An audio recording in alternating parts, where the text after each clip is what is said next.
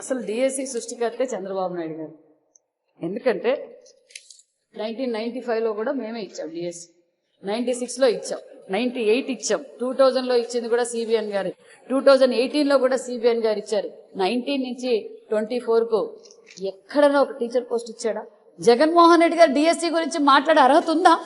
ఆ రోజు జగన్మోహన్ రెడ్డి గారు ఏం చెప్పారు? జగన్ వస్తే జాబ్ వస్తుంది, నేను ప్రతి సంవత్సరం మెగా జాబ్ క్యాలెండర్ ఇస్తాను, 1 వీక్ సిపిఎస్ రద్దు, ఇంట్లో అమ్మఒడి ఎంతమందికి ఉంటే అంతమందికి ఇస్తాను, సంపూర్ణ మద్యపాన నిషేధం, అసలు ఉద్యోగ రూపకాలు పరిశ్రమలు తీసుకొచ్చి ఉద్యోగాలు ఇచ్చేస్తాను, రాజధాని పూర్తి చేస్తాను, పోలవరం పూర్తి చేస్తానని చెప్పి రాష్ట్రాన్ని ఏ విధంగా కష్టపడి మరి మేము క్లారిటీగా చెప్తున్నాం. చరిత్రలో లోకేష్ బాబు గారు 150 రోజుల్లో మరి సుమారుగా 63 కేసులు వేశాడు. యువతన్నా వ్యతిరేకత జగన్మోహన్ రెడ్డి గారికి. ఎందుకంటే మెగా డిఎస్సీ ఆ రోజు మేము మాట చెప్పాం, మెగా డిఎస్సీ మాట ఇచ్చినాం, మాట నిలబెట్టుకుని పోస్టింగ్లు ఇచ్చి పిల్లలంతా మరి టీచర్లందరూ పిల్లలకు పాఠాలు చెప్పుకుంటూ మంచి పర్సంటేజ్ కూడా తీసుకొచ్చారు.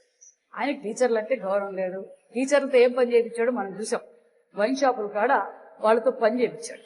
అంతేకాకుండా మరి ఈరోజు టీచర్లు గుండెల మీద చేసుకుని జీతాలు తీస్తున్నాం, మరి వాళ్ళకి కావాల్సిన విధంగా ట్రాన్స్ఫర్లు చేశాం, మళ్ళా డిఎస్సి నోటిఫికేషన్ ఇస్తున్నాం, మరి జాబ్ క్యాలెండర్ కూడా రిలీజ్ చేస్తున్నాం.